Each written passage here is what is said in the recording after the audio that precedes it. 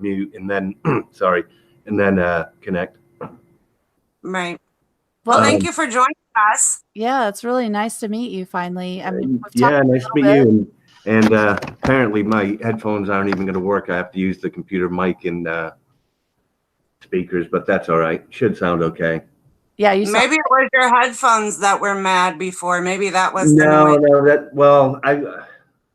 I plugged my headphones into my phone, but not my computer. I have to use the computer for input and output, but all right, no big deal.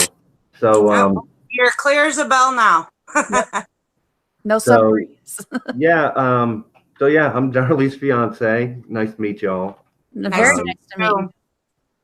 Yeah, and there's a lot of good things going on with as you probably know, the Independence Project out of New York took on our case. I know Brian St. John says, well, they haven't announced it, and he called over there and they couldn't give him an answer. But yes, it is official. Awesome. That's fabulous. Yeah, and there's a lot of good stuff going on I can't even talk about. There's a lot of things that I'm not even told, that Darlie knows that she can't tell me. But all I can tell you is that I'm fairly certain she's going to be coming home probably this year. Really? Yeah. Wow. Oh my gosh, that's so exciting. I mean, wow. Yeah, I can't really say what little I do know, but I know that's the general consensus with the people that do know. So let's put it that way. That is amazing. Oh, guys, it's about damn time. Yeah. This is because I mean, she really is innocent, 100% innocent, and I know, you know, there's definitely, I mean, you can go with this case and look at all the evidence over and over and over, and you know, from everything that we've always seen, you know, you can really make up your mind one way or the other. I mean, you know, there just hasn't been any good evidence to prove her innocence, you know, quite honestly. But for those of us who know her, we know her. She's not capable of doing anything like that. Right. Everything I've ever seen of her, and it's been quite a lot, I've never, ever even got the slightest hint that she would ever, ever have harmed her children in any way. So I've never, you know, I grew up in Texas. I was actually like 15, 20 minutes south of Dallas at this time when this happened. So I remember all of this being all over the news constantly. And she was convicted in the public before her trial by that silly string video, you know, just much like Brendan and Stephen were convicted in Making a Murderer by the Kratz press conference. So it was, you know, and before I got to know Darlie, like I didn't really know much about this whole true crime world, right? And since I've known Darlie and since we got close, I've been kind of thrown into this crazy world of true crime that it's like, I mean, it's unbelievable. I was actually in New York City a few months ago for a true crime festival that they had. And I watched, I actually talked to Damien Eccles and Amanda Knox and amazing. And you know, I had the opportunity to meet and talk with a lot of people. Joe Berlinger, who did the HBO films for West Memphis 3 documentaries. And actually, I think he also did that movie that's just coming out, I think, on Netflix tomorrow, with Ted Bundy. Oh yes, I heard about this. Yeah, and I always forget the name because it's crazy long, like, you know, horrible, despicable, whatever, vile things, something like that. Right. But yeah, I met a lot of good people and made a lot of good contacts. Jason Flom, I mean, it was just amazing. And I'll be going up next week. I'm going up to Portland, Oregon, to see Amanda Knox speak for the Innocence Project up there. But yeah, this whole world, it's I can't believe how this true crime has become such a big thing. Yeah, it has. I've always been interested in it since I was, a teenager, but having it all over the internet, anywhere, anytime, any case, just it's everywhere. It's so easy to like really get into all the cases and everything. So it was great whenever this now I can look up all these things online and I can watch everything there is available and read everything there is available, and it's wonderful to like really get into all of the details of the cases that you didn't get to hear on the news and you didn't get to hear even just by living there. So well, sometimes I think it's a double-edged sword because I've watched and listened to a lot of groups, and most of the time I don't even chime in. I just kind of pop my head in, listen, and then go about my merry way. But there oftentimes I'll hear people talking about Darlie and how she's guilty, and I just kind of snicker and laugh and walk away because I happen to know a few things that other people don't. So I just I think when it comes to YouTube, it can be a bit of a rumor mill sometimes. I mean, it's good that people talk about these cases, that's good, but it seems like people tend to form these opinions and you're either on one side or the other. Right.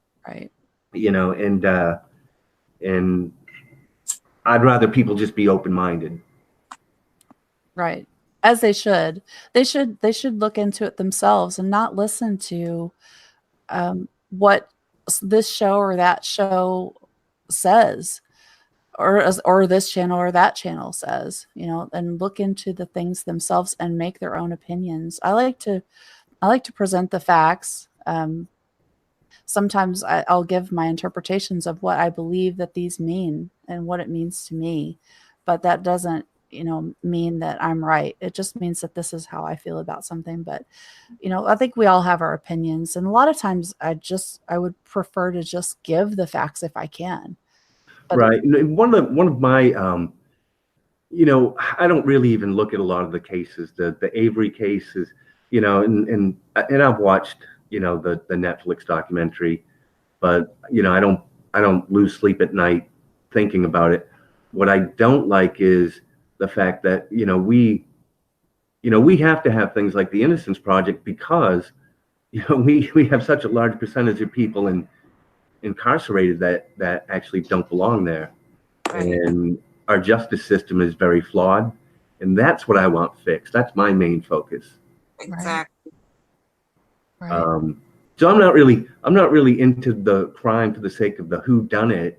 For me, it's more. I am interested in the Avery case because of the fact that I do believe that there's a massive, grave injustice done.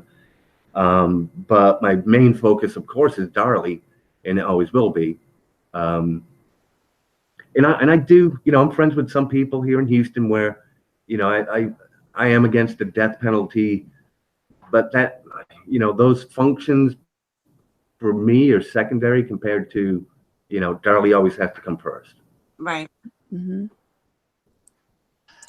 So and it's interesting that we all go through all these different cases, no matter what the circumstance of the case is, you learn from all of those cases, and there's parts of each case that correlate to the next case. And so you kind of see this pattern forming of gross injustice and crazy corruption. So the stories start to intertwine, and I do appreciate how you're saying you keep her story separate and at the forefront of your mission. And that's nice to hear because she's needed that for a long time. Right. Well, but and I like what you said too about the similarities, because every single case of anybody wrongfully convicted, there's always some parallel. Whether it be like with Amanda Knox in the Avery case, the false confession. I mean, and that happened also with the not Jason Baldwin. I can't remember his name of the West Memphis Three. I mean, Jesse McCallie. Right, Miss Kelly. And so we all know that false confessions are real. And when I was at the True Crime Festival in New York, they had the his name's Douglas something, I forget. They call him True Crime Hunter, one of the original profilers in the FBI. Oh, wow. My God. And he basically said that, you know, almost anybody can be made to do a false confession. And Absolutely. when he explained the psychology of it, I really, you know, he sold me on the fact that, yeah, that can happen to anybody. Yes. Right, like Melissa Kalasinski, like she walked in there and said, I didn't do anything to that boy. And by the end of you know, whatever it was, 10 hours later, they had her convinced that she threw that baby against the floor.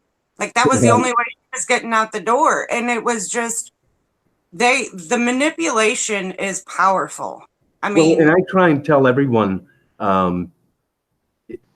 you know, before I even try and convince anybody about this person's innocence or that person's innocent, I think everybody needs to watch Survivor's Guide to Prison, which is on Netflix and Hulu, I think, and it's all over the place.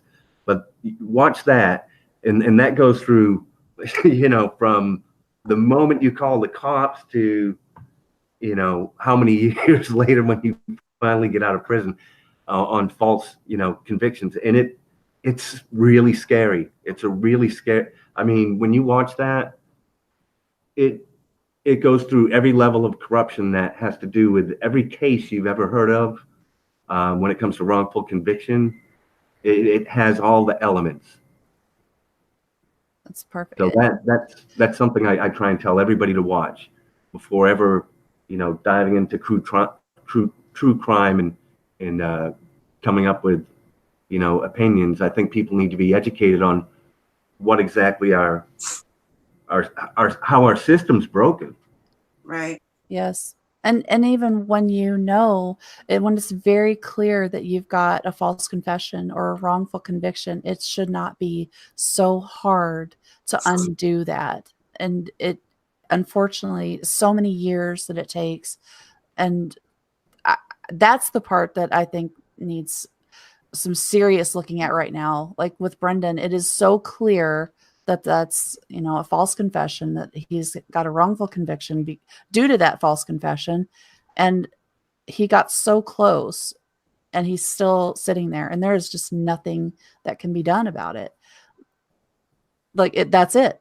He went all the way as far as he can go. And that's so sad that he now depends on someone else's case going well, because what if he didn't have that? Like that, it should not be that way. It shouldn't be, and that's why you know, that's why our prison system is basically a roach motel. Once you go in, you can't get out. Right. I mean, it takes a miracle. Well, I'm so glad that she got her miracle. She's getting her miracle now. Like, I'm just gonna pray for her. That is awesome to hear. Absolutely. But she is, and now that I've spouted off my feelings on the justice system, I'm going to let you all go. I know that everyone's going to be going to this other, I don't even know what to call it. This is how much I know about YouTube, right? I was going to call it a podcast or whatever, but and I'm going to take my dog out and get some beautiful dog. Your dog is gorgeous, by the way. Yeah. What's your dog's name? Actually, that dog in the picture passed away last September. I just got a new Siberian Husky puppy that's probably tearing something up behind me right now. Of course it is. That's funny. You left it unattended for 5 minutes. Things are going downhill. Well, I expect everything to be ruined and have to buy new furniture by the time she's an adult. Oh, funny. But, well, thank you so much for coming on with us and telling us. Yeah, no, thank you. Thank you very much. I appreciate it. Oh, you're welcome. And please let Darlie know there's a lot of us behind her and rooting for her, and going to be watching and following everything closely with what's going on with the Innocence Project. Yeah, and I mean, don't be surprised. I think it's going to be this year. It could be next year, but I think it'll be this year. Oh gosh, I hope so. We're all sending positive thoughts. Yes. All right. Well, thank you very much, and y'all have a Feel good free night. to come give us updates anytime. I mean, this is amazing.